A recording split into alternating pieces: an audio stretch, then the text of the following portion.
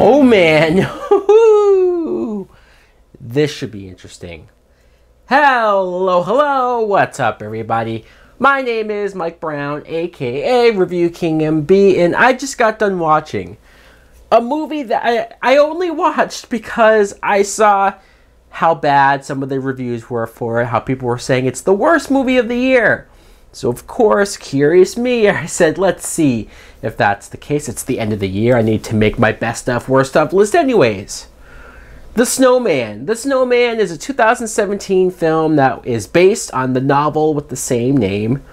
The plot is we follow Michael Fassbender, who plays Detective Harry Hole. I'm not making that up. This guy's name is Harry Hole. I guess nobody thought, hey, we should probably change that for the actual movie. No. So we watch Harry Hole as he doesn't have a lot of good going on for him, not just because of his parents naming him that name. No, he is a drunk, he's an alcoholic, he wakes up continuously, night after night, morning after morning, waking up at various park benches outside in the cold, and it's like, okay, this guy's just pathetic. Really, you find out that he has a ex-girlfriend and a son that he left behind. And so he gets dumped this case where this serial killer is going around killing women, killing people, and the killer is doing so by he makes a snowman at the crime scene, and then some of the cases he'll cut their limbs off, cut their heads off, put their severed head on top of the snowman's body, or he'll put the snowman's head on top of their severed body's spot.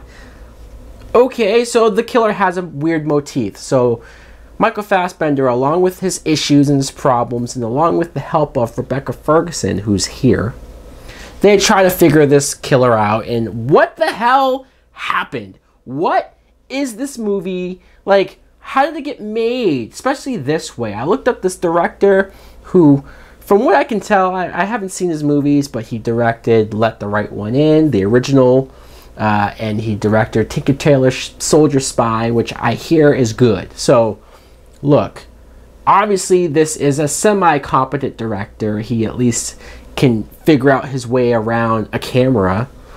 But watching this movie, you'd never know. Watching this movie, you would think it's the first-time director who just doesn't know continuity, who just doesn't understand how each scene has to tell one story, or has to follow each other, or has to make sense, or has to have some semblance of coherentness.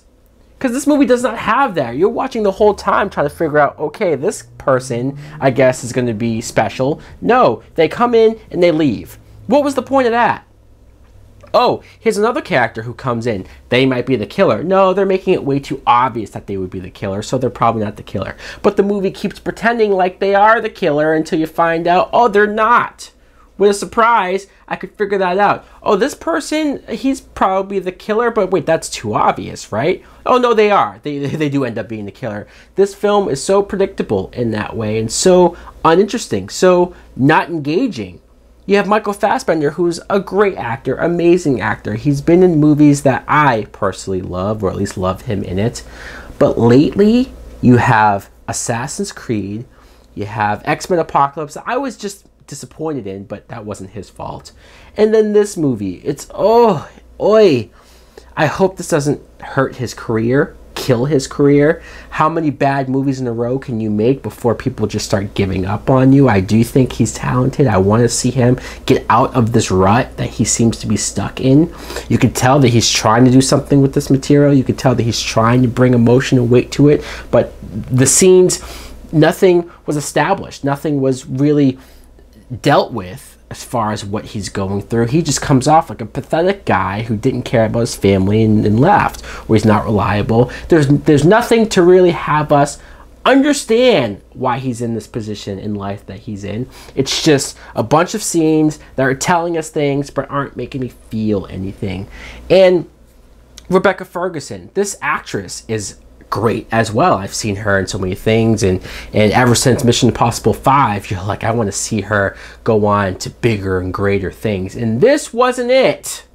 Her character is she's trying to crack this case as well, and she's doing all these things, but she's so desperate by the end of the movie to try to find this killer. She's so desperate that her plan is she's going to go undercover and seduce a character who she thinks is the killer. And she's going to seduce him, and then what? Like, I don't even get what her plan was. She was going to, I guess, have sex with the guy, or pretend to almost have sex with him, and then what? Knock him out? Or was she was trying to record his confession? But it was the dumbest plan ever, and of course it doesn't work out so well for her. You don't even feel bad. You're like, you idiot, you dumb. And you have J.K. Simmons in the movie, who's a great actor, but I don't know what accent he was trying to go for. Was he trying to sound British? Was he? Because, man, it was bad. Val Kilmer is in the movie. Yes, Batman from my childhood, or at least, you know, part of my childhood. He's one of those actors that you're like, I don't see you enough anymore. Hey, how's it going, guy? He looked like he was in decent shape. He's not fat anymore. And I wanted to see what he was going to bring to this. He just plays another random detective character who doesn't really, like, his scenes are so weird. His scenes are so weird because he only has like 3 or 4 scenes, and they're quick. And he comes into the case, he's interviewing certain people, and when he talks, it's not his voice. When he talks, he's so obviously dubbed over by another person's voice. Like, not only does it not sound anything like him, but it didn't even match his mouth. It was like one of those horrible Godzilla Japanese movies that have English dub over them, and the voices just aren't matching the mouth, and it looked terrible. Every single time he talked, I'm like, what's going on here? Is my audio messing up? Is there something? But it didn't even sound like him. And then he's just discarded like nothing, didn't really factor into the plot really at all. This movie is terrible. It's terrible. And then when you find out who the killer is, you don't give a fuck at all. The resolution is so half-assed. This film feels rushed. This film feels lazily put together. Almost like they were trying to go for something.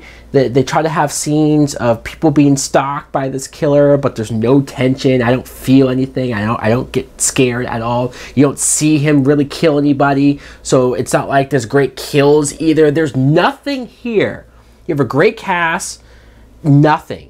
I cannot believe that this happened. This really is one of, if not the worst movie of the year. Obviously, I'm giving this film a fuck you! So guys, wow.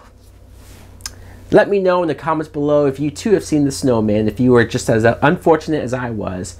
What did you think of it? Did you hate it as much as I did? Did you even finish it? Could you finish it? Thanks for watching. Like, comment, subscribe. Later. These silent screams became a part of me. I'm moving past that. Please won't you free my soul? Can't hardly breathe in this society. I'm just a madman. Please, Mr. Real.